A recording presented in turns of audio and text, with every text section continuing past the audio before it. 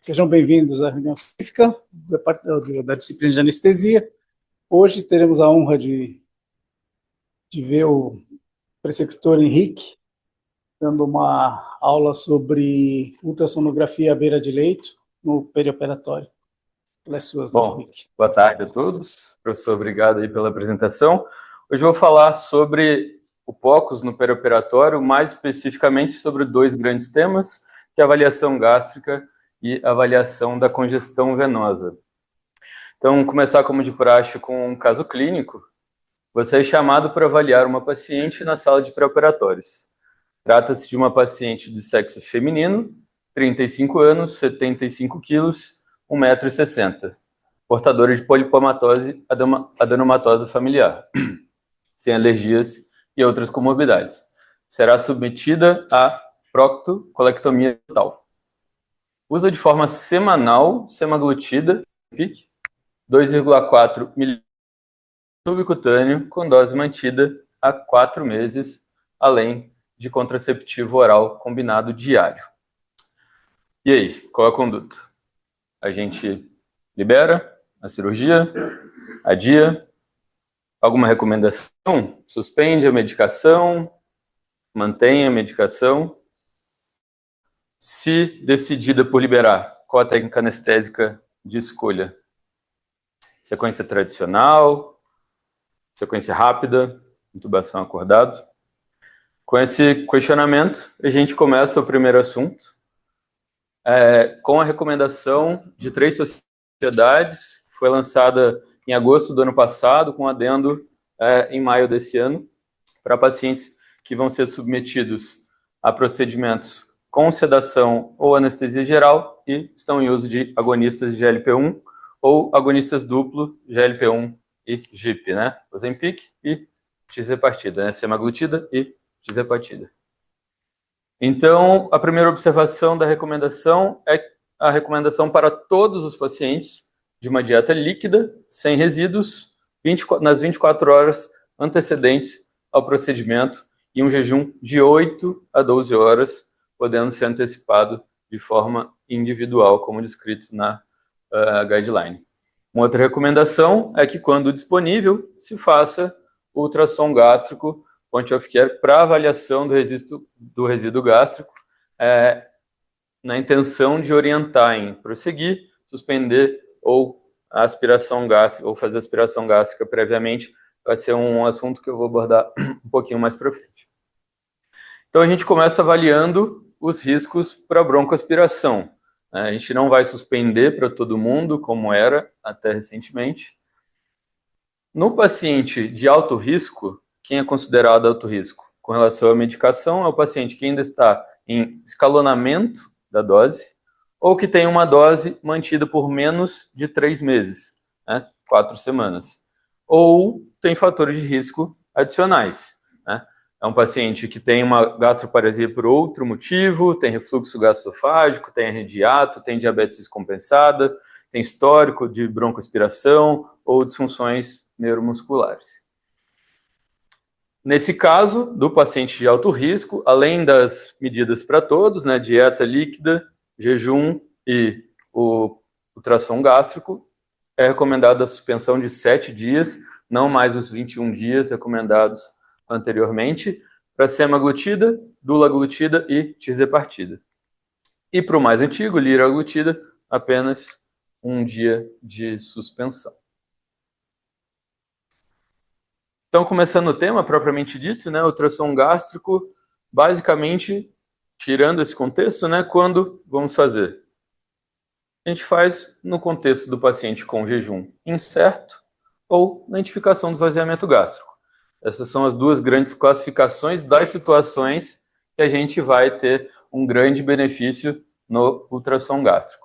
Então, seja uma lentificação conhecida ou suspeita, quando suspeitar. Pacientes diabéticos, especialmente descompensados, pacientes doentes renais crônicos, principalmente urêmicos, gestantes, pacientes com dor aguda, usuários de opioide crônico, os usuários, né, de agonistas de GLP-1 e GIP, como comentado, e pacientes com disfunção cognitiva com um relato não muito confiável do jejum.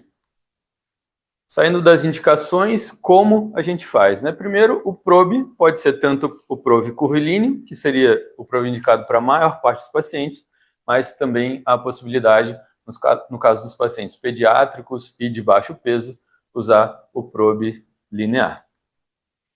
A posição do paciente é uma posição descrita como supina, seguida de lateral direito. No caso de impossibilidade do decúbito lateral direito, recomenda-se o cefaloclive 45 graus, né? Mas a posição que melhor avalia o antro gástrico é a posição lateral direita, realmente. A posição do probe, no momento da insonação, com probe curvilíneo, o marcador a meio-dia, nós devemos ver, idealmente, essa imagem. Uma imagem onde a gente vê o estômago, o fígado, o pâncreas e duas grandes artérias. Uma maior, mais posterior, a aorta, e uma um pouco menor, o primeiro grande ramo abdominal, que é a mesentérica superior. No caso dessa imagem, especificamente, a gente consegue ver a imagem do olho de touro, né? O bullseye, que mostra o estômago vazio com as suas camadas colabadas. Então, como forma de interpretação inicial, a gente tem alguns padrões que a gente precisa ter em mente. Aqui a gente vê o antro bem mais expandido que a imagem anterior, com conteúdo hipoecóico dentro do estômago. Isso aqui é uma imagem clássica de líquidos, no estômago cheio de líquidos. Aqui é uma imagem parecida, um pouco mais distendido, mas com algumas peculiaridades aqui. Uns pontos hiperecóicos, né? Essa imagem é descrita na literatura como noite estrelada, né? Ou starry night, marcando aí a presença de líquidos gasosos no antro gástrico. Essa imagem também é uma imagem muito comum e muitas vezes quando a gente tem esse tipo de conteúdo, a gente gera alguma confusão achando que talvez a gente esteja fora da imagem ideal, já que a gente tem, depois da formação sólida dentro do antro, uma sombra acústica. A sombra acústica, diferente do reforço acústico, no caso dos líquidos, ele atrapalha toda a imagem posterior, né, ao conteúdo. Então, qualquer presença de conteúdos que gerem sombra acústica significa que a gente está diante de um estômago com sólidos. Aqui uma imagem que parece um pouco mista, né? Tem conteúdos hiperecóicos, não tão hipoecóico quanto o líquido que a gente viu. Você vê que é um pouco mais hiperecóico do que o conteúdo arterial da artéria mesentérica superior. Então, é um conteúdo no meio do caminho, te descreve como semissólidos. Depois dessa interpretação inicial, a não ser que o estômago esteja vazio, é recomendado que a gente quantifique o conteúdo gástrico, né? E como a gente vai fazer isso? Na posição decúbito lateral direito, ou cefaloclive, no caso da impossibilidade do decúbito lateral direito, a gente faz a área de secção transversal do estômago. Essa área é calculada com o aparelho congelado, em freeze, e a gente usa essa área de secção transversal nessa fórmula para descobrir o volume gástrico total, né? Uma observação é que essa é uma fórmula para adultos e a fórmula de criança é ligeiramente diferente. Para a gente considerar o estômago cheio, seria uma quantidade total acima de 1,5 ml por quilo. Então, quando a gente considera estômago vazio, né? A gente considera o estômago vazio quando a gente vê o olho de touro, o bullseye, significa que o antro está vazio, ou quando a gente encontra líquido apenas em lateral, claramente associado a um volume abaixo de 1,5 ml por quilo. Ou seja, qualquer quantidade de sólido ou semissólido é considerado estômago cheio. E no caso a gente não precisa nem aferir o volume do estômago. Então, retomando o caso clínico, trata-se de uma paciente com a dose estável há mais de 3 meses, sem outros fatores de risco, associado a uma cirurgia tempo-sensível, que apesar de não ter uma seção específica nessa diretriz, deve ser levado em consideração, obviamente. Então, o recomendado seria uma dieta líquida, 24 horas antecedendo o procedimento, associado ao ultrassom gástrico beira-leito antes do procedimento, para guiar a técnica de indução de anestesia geral. Então, no caso de estômago cheio, a gente poderia optar ou pela sequência rápida ou pela intubação acordado, associando ou não, de acordo com a diretriz, com aspiração gástrica, mas eu faço um adendo agora próprio, que é a aspiração gástrica, ela pode, na verdade, aumentar o risco de broncoaspiração pelo relaxamento do esfíncter esofágico inferior.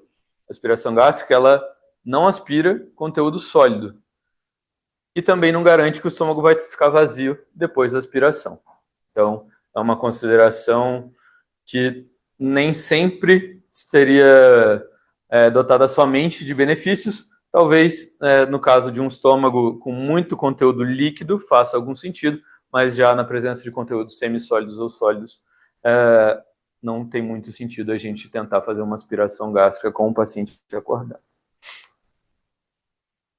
Seguindo para o próximo assunto, com um novo caso clínico, você vai iniciar a anestesia para um transplante renal de doador falecido.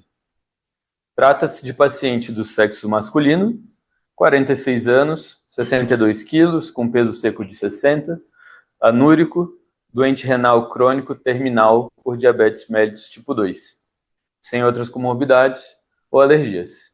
Última diálise há 2 dias. Você decide funcionar uma PAI após indução. Ao final da cirurgia, sangramento estimado em 700 ml e infusão de 1.000 ml de Ringer lactato no total do período intraoperatório.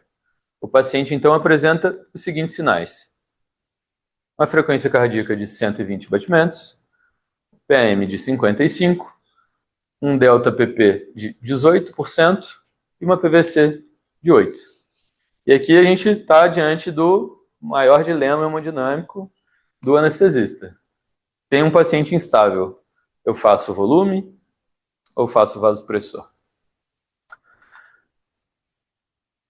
O pensamento tradicional seria: estou diante de um paciente instável, tenho de monitorização avançada um parâmetro de fluido responsividade, que é o delta-PP. Se se tratar de um paciente fluido responsivo, expansão volêmica. Se tratar de um paciente não fluido responsivo, vasopressor. Mas esse pensamento, ele deixa de considerar uma situação importante, onde a fluido responsividade é diferente da fluido necessidade, e é o assunto que a gente vai abordar a seguir. Então, não necessariamente um paciente fluido responsivo e instável precisa receber expansão volêmica. Tentando destrinchar um pouco mais esse dilema, um nefrologista francês, em 2020, tentou descrever uma forma de quantificar a nossa congestão venosa, né? Puxando um pouquinho da fisiologia básica, né? A gente tem que a pressão de perfusão orgânica é a diferença da pressão arterial média menos a pressão venosa naquele órgão.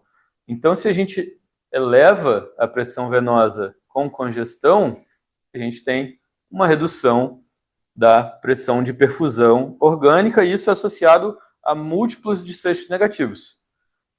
Lesão renal aguda, aumento do tempo de ventilação mecânica, aumento no tempo de internação em UTI, delírio, disfunção cognitiva no pós-operatório, ilho paralítico, dentre diversas outras, incluindo mortalidade aumentada em pacientes críticos. Então, o conceito é a congestão ela pode coexistir com a fluidoresponsividade. Isso foi um conceito provado depois da descrição desse score, que a gente vai comentar, por Munhoz em 2024, onde foi percebido que 38% dos pacientes críticos internados em UTI, não necessariamente no período perioperatório, eram fluido-responsivos e tinham congestão venosa severa.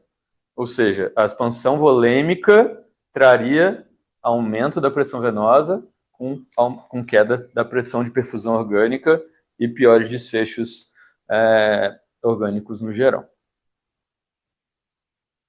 O score descrito foi o VEXUS, né? É o score ultrassonográfico de congestão venosa ou de excesso venoso, traduzindo ao pé da letra. Trata-se, então, de uma quantificação objetiva da congestão venosa baseada na fisiopatologia da transmissão retrógrada da elevação da pressão atrial direita para os territórios venosos a montante. É baseado na análise de 4 territórios venosos. A porta de entrada, cavo inferior, seguida das veias hepáticas, partindo para veia porta e, por último, para as veias intrarrenais. É uma avaliação que, na veia cava, nós avaliamos o diâmetro e, dali para frente, nós avaliamos padrões de Doppler pulsado, né? Ou seja, o padrão da velocidade do fluxo ao longo do ciclo cardíaco. Começando pela veia cava inferior, a obtenção da imagem pode ser feita de 2 formas. Uma imagem muito parecida com probe também, curvilíneo ou setorial, mas com uma insonação parecida com a do ultrassom gástrico, probe com marcador a meio-dia. A visão ideal que nós temos é veia cava adentrando o átrio direito.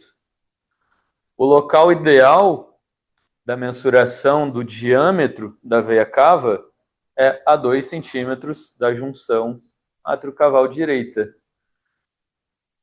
E aqui é citada uma peculiaridade, que é a peculiaridade do efeito cilindro, onde nós podemos aqui estar cortando não necessariamente a área de maior diâmetro, a gente pode estar pegando só a tangente ali do vaso, e não necessariamente esse seria o maior dos diâmetros. Então, a janela descrita como ideal é a janela do eixo curto, onde o marcador fica a 3 horas e a imagem da veia cava fica em transversal, com a medida um pouco mais fácil do maior diâmetro se comparado lá com a janela longitudinal. O ideal, descrito pela literatura, é que seja feito em modo B mesmo. Tradicionalmente era feito em modo M e avaliação da colapsabilidade ao mesmo tempo. No VEXUS, a medida é orientada para ser feita em modo B mesmo, que é esse modo, com a janela congelada, maior diâmetro da cava. O que a gente faz com o resultado, né? Se o diâmetro da cava for menor ou igual a 2 centímetros, o paciente é fluido tolerante, é um conceito descrito por eles também, como o paciente não congesto tolera fluido sem agravo da congestão venosa orgânica. E aqui se dá o fim da investigação, não tem necessidade de seguir com a avaliação dos próximos territórios venosos. No caso de uma veia cava maior do que 2 centímetros, a gente não fala que o paciente é fluido intolerante. Aí sim há necessidade de seguir com a avaliação dos próximos territórios. O próximo território, a veia mais próxima da veia cava inferior, é a veia hepática. A obtenção da imagem se dá também com o mesmo probe, né, setorial ou curvilíneo, o marcador também direcionado para cranial, na linha axilar média. A janela vista é essa, o fluxo se afastando do probe, ou seja, fluxo em azul, e encontrando a veia cava barra átrio direito aqui embaixo. Lembrar que agora a gente não avalia mais o diâmetro. Aqui o avaliado é o padrão de Doppler pulsado. O Doppler, então, a amostra de Doppler, então, é inserida no meio do vaso. E a gente precisa primeiro entender um pouquinho sobre o que é cada uma dessas janelas. É muito parecido com as curvas de pressão venosa, mas de todos os territórios avaliados, esse é o único que a gente vai gastar um pouquinho mais de tempo para entender, o que o aumento da pressão atrial direita gera, né? Não só decorar o achado. Então a gente começa com o ideal, né, também descrito, é a associação da cardioscopia com o próprio aparelho para te guiar um pouco melhor a orientar qual onda é qual. A gente começa com uma onda A, que é a onda de contração atrial. A onda de contração atrial, ela empurra o sangue em direção ao ventrículo direito, né? A direção habitual que a gente está acostumado a entender, mas também empurra o sangue para trás, em direção à veia cava inferior e às veias hepáticas. Isso gera, então, um fluxo retrógrado.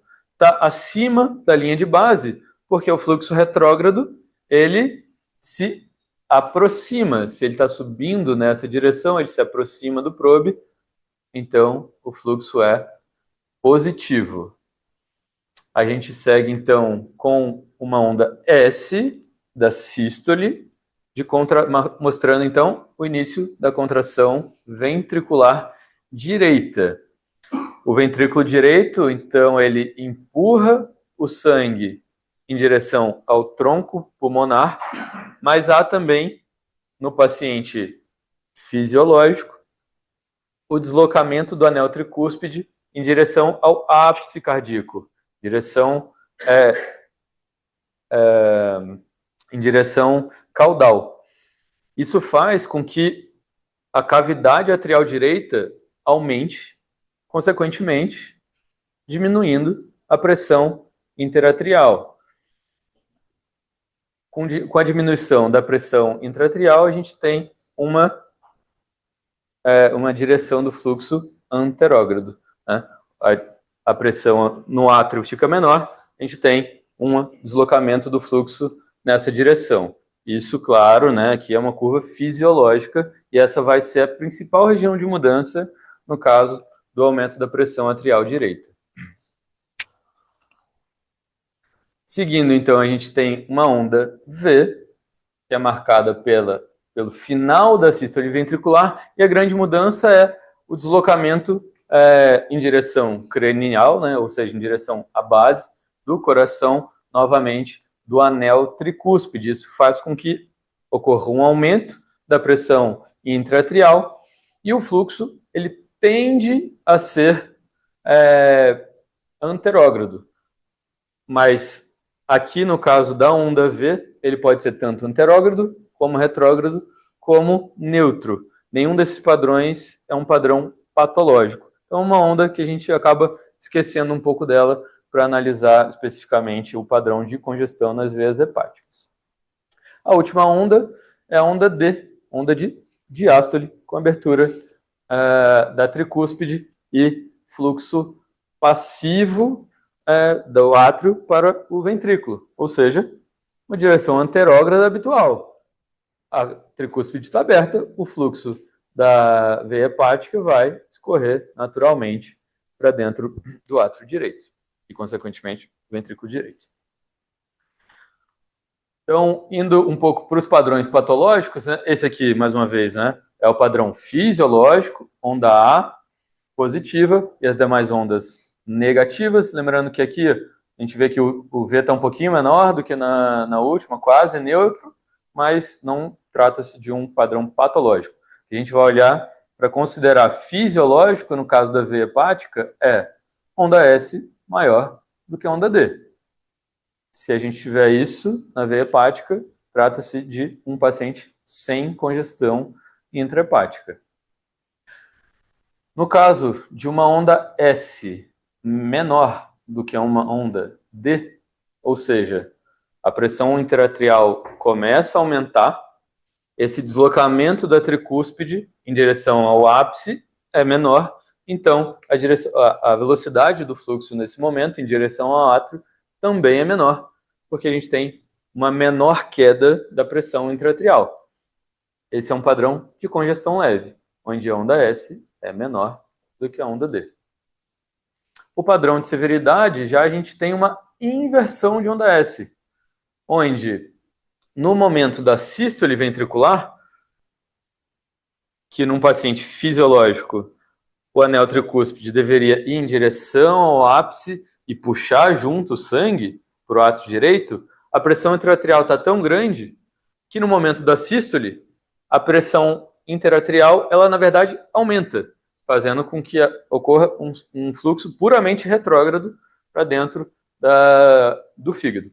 Então aqui a gente tem um padrão de S reversa ou um padrão somente de D, né, anterógrada. Ou seja, aqui, nesse paciente, o único momento que a gente tem um fluxo em direção ao coração é diástole. Todo o resto é um fluxo retrógrado. E é isso que a gente vai ter que gravar no final, que vocês vão entender os padrões de congestão severa realmente. Então, seguindo para o próximo território venoso, a gente tem a veia porta. A obtenção da imagem é uma obtenção muito parecida também na linha axilar média, com um leve tilt caudal. A parede é um pouco mais espessa e o fluxo no Doppler aparece com a velocidade inversa do caso, se comparado com a veia hepática, né? O fluxo aparece vermelho, se aproximando do probe, já que o caminho é veia porta, sinusoides hepáticos, veia hepática, veia cava. Né? Então, pelo fato desse caminho anatômico fisiológico, a gente tem os sinusoides hepáticos entre o átrio direito, ou, no caso, a veia hepática e a veia porta. Isso faz com que a interpretação seja totalmente diferente. Os sinusoides hepáticos, eles tiram aquela distinção das ondas da pressão venosa. Então, aqui a avaliação é um pouco diferente, eu diria até um pouco mais fácil, já que o que é avaliado aqui é o índice de pulsatilidade, que nada mais é do que a diferença da velocidade máxima para a velocidade mínima. Quanto maior essa diferença, mais congesto está o paciente no território da veia porta. A conta oficialmente é a velocidade máxima menos a velocidade mínima sobre a velocidade máxima. É só uma diferença em percentual. Essa diferença, de acordo com essa proporção, a gente consegue quantificar o quão congesto está esse paciente. No caso aqui, se a gente fizer a conta com essas velocidades, 20,2 de máxima e 9,5 de mínima, a gente tem um índice de pulsatilidade de 53%. O que isso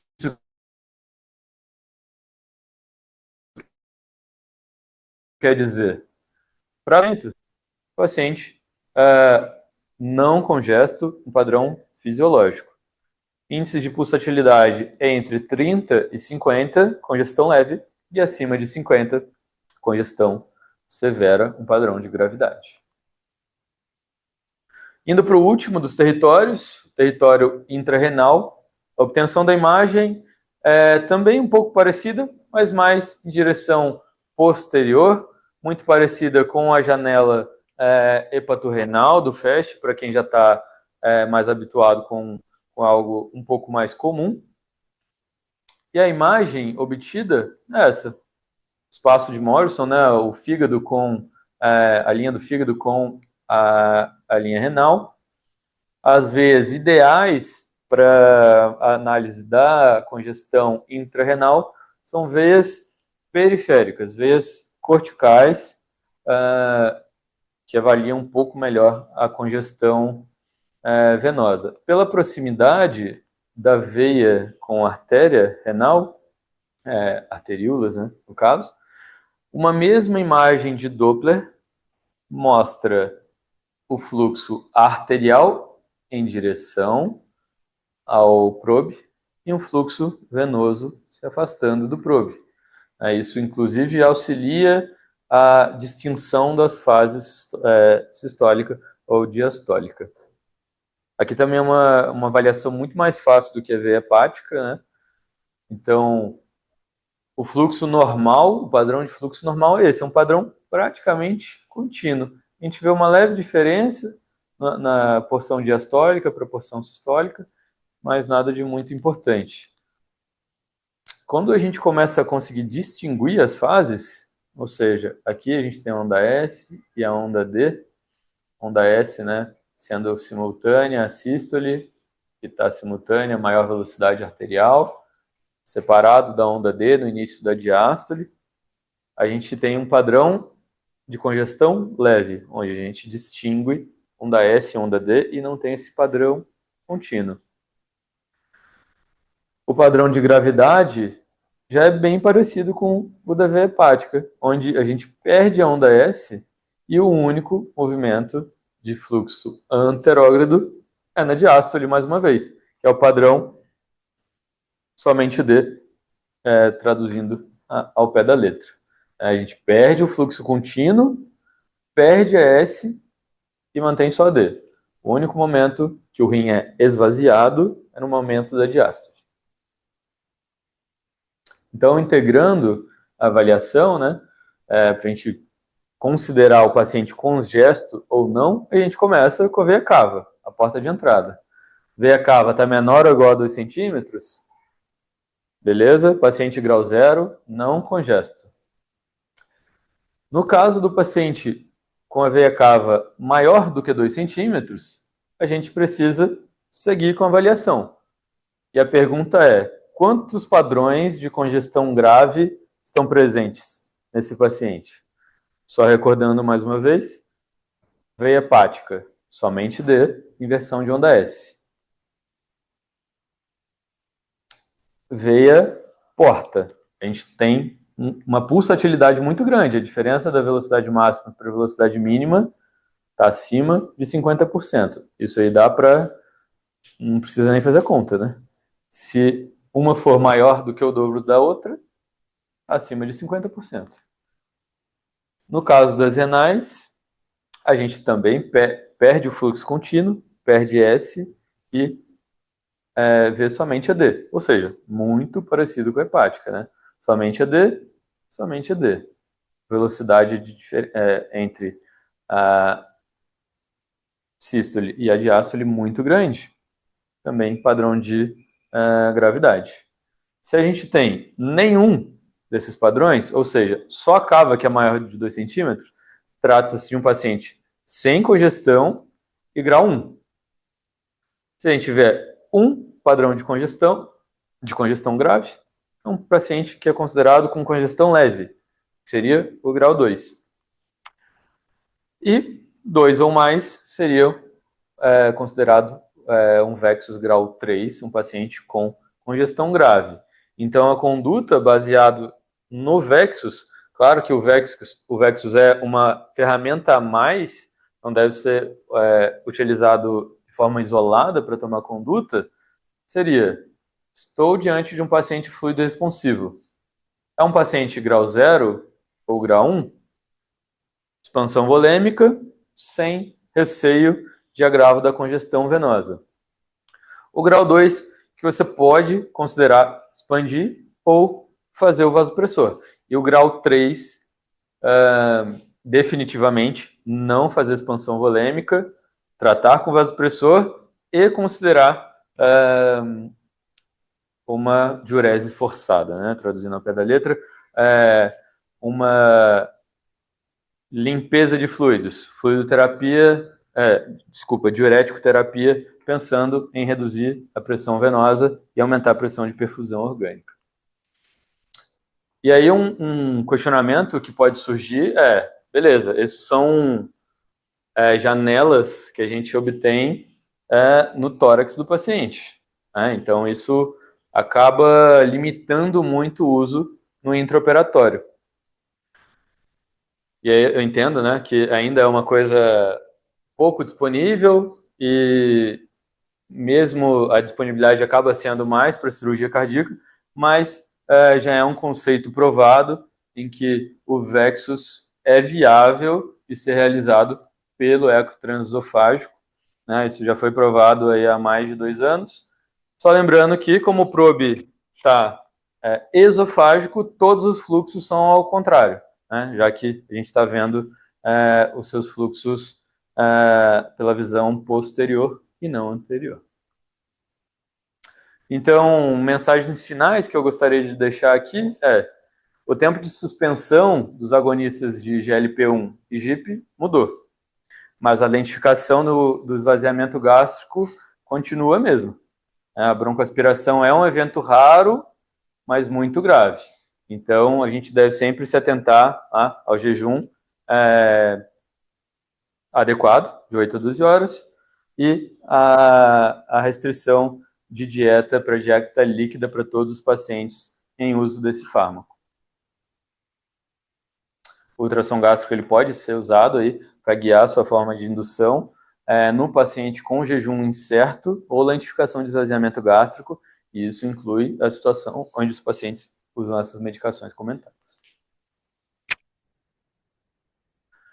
Nem todo paciente fluido responsivo precisa de fluidos. Fluido responsividade não é igual a fluido necessidade. Quando possível, a gente deve avaliar o grau de congestão venosa, especialmente em populações de risco para hipervolemia, com doentes renais crônicos, especialmente doentes renais crônicos terminais, e pacientes com insuficiência cardíaca. Obrigado.